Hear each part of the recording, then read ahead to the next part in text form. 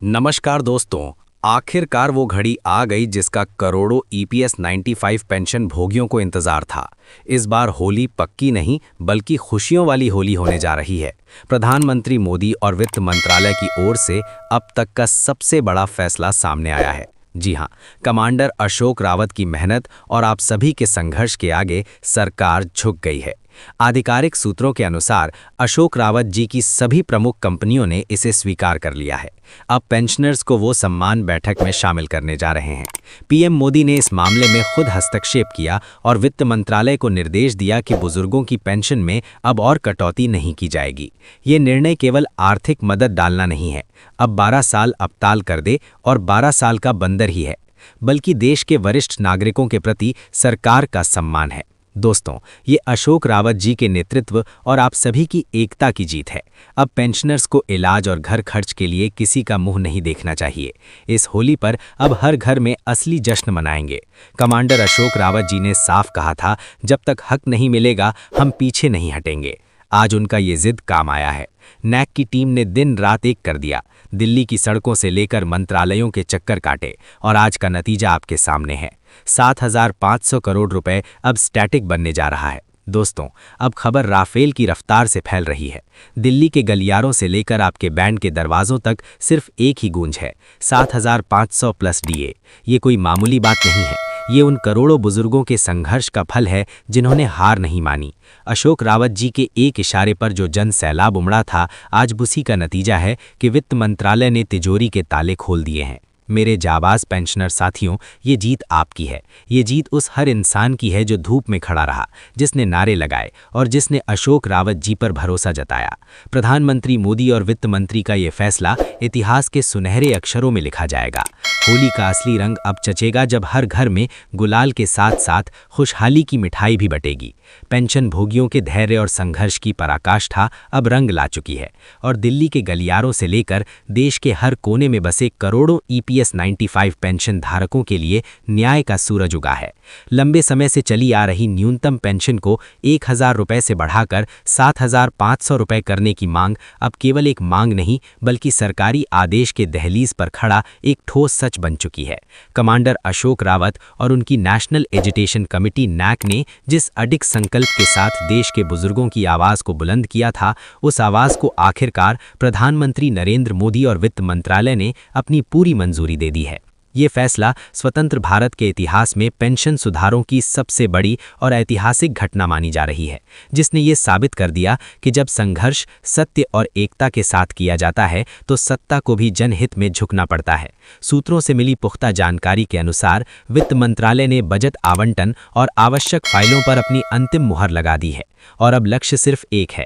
होली के पावन त्योहार से पहले हर एक पेंशन भोगी के बैंक खाते में 7,500 रुपए और उसके साथ लागू होने वाला महंगाई भत्ता वित्त मंत्रालय ने बजट आवंटन और आवश्यक फाइलों पर मुहर हस्तांतरित कर देना।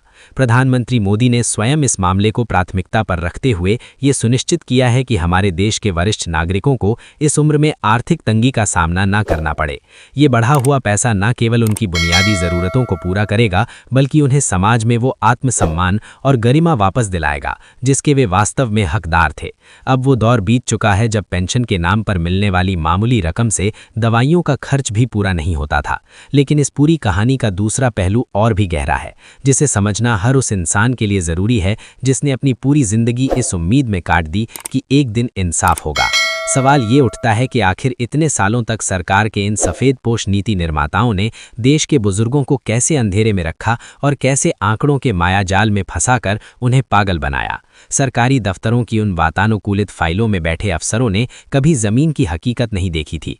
उन्होंने सिर्फ चार्ट्स और बजट के घाटे दिखाए, जबकि असल घाटा उन पेंशन भोगियों के घरों में हो रहा था जहां 1,000 रुपए में पूरे महीने की दवाइयां भी नसीब नहीं होती थीं।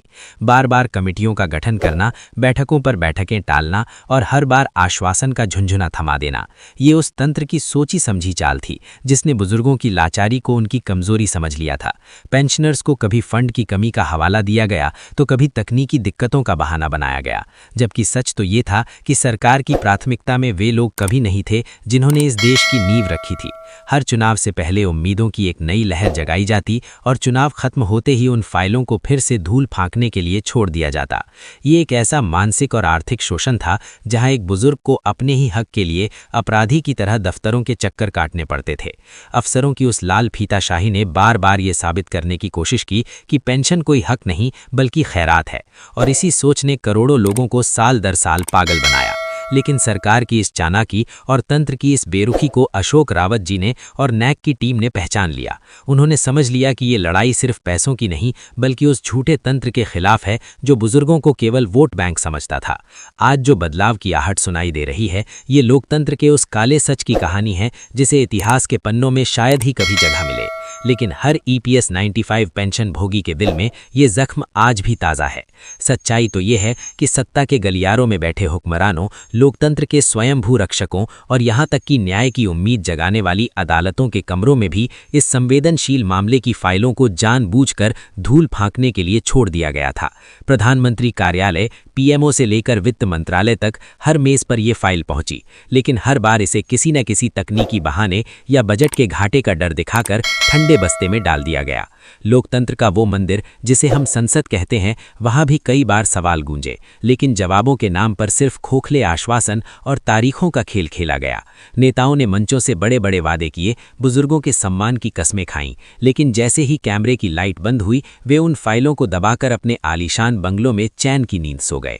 सबसे ज्यादा दर्द तो तब होता है जब न्याय की आखिरी उम्मीद यानी कोर्ट की चौखट पर भी पेंशनर्स को सिर्फ तारीख पर तारीख का कड़वा घूंट पीना पड़ा।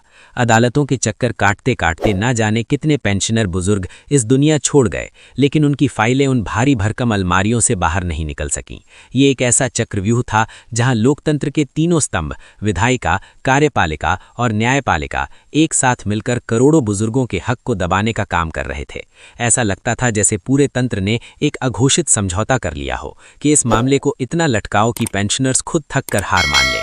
फाइलों को एक विभाग से दूसरे विभाग, एक मेज से दूसरी मेज पर फुटबॉल की तरह उछाला गया और हर बार ये कहा गया कि विचार चल रहा है। लेकिन शायद ये ताकतवर लोग भूल गए थे कि सताए हुए बुजुर्गों की आह और कमांडर अशोक रावत जैसे योद्धाओं का संकल्प किसी भी दबी हुई फाइल में आग लगाने की ताकत रखता है। जब लोकतंत्र के इन रखवालों ने आंखें मूंद लीं, तब पेंशनर्स ने अपनी लाठियों को मशाल बना लिया।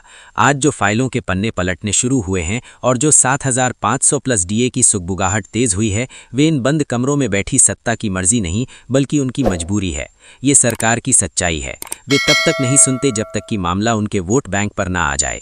ये जीत उन तमाम अधिकारियों और नेताओं के गाल पर तमाचा है जिन्होंने सालों तक पेंशनर्स को पागल बनाया, उन्हें दफ्तरों के चक्कर कटवाए और उनकी मजबूरी का मजाक उड़ाया। अब जब ये काला चिट्ठा खुल रहा है तो दिख रहा है कि कैसे सत्ता के नशे में चूर होकर अपनों ने ही अपनों का हक मारा गया। ये है वो कड़वा सच जिसे सत्ता की चकाचौंध में दबा दिया गया। EPS 95 के लाखों पेंशन भोगियों का पैसा, जो उनकी मेहनत की कमाई थी, उन्हें सरकार और सिस्टम ने मिलकर एक बहुत बड़ी साजिश के तहत लिया।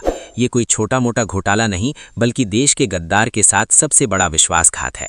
सच्चाई तो ये है कि फंड न्यूज़ के पास जो करोड़ों का फंड जमा है, वो किसी सरकार की जागीर नहीं थी। वो उन दस्तावेजों और कर्मचारियों का पैसा था जो अपने पाई पोर्टफोलियो के भविष्य के लिए तैयार थे।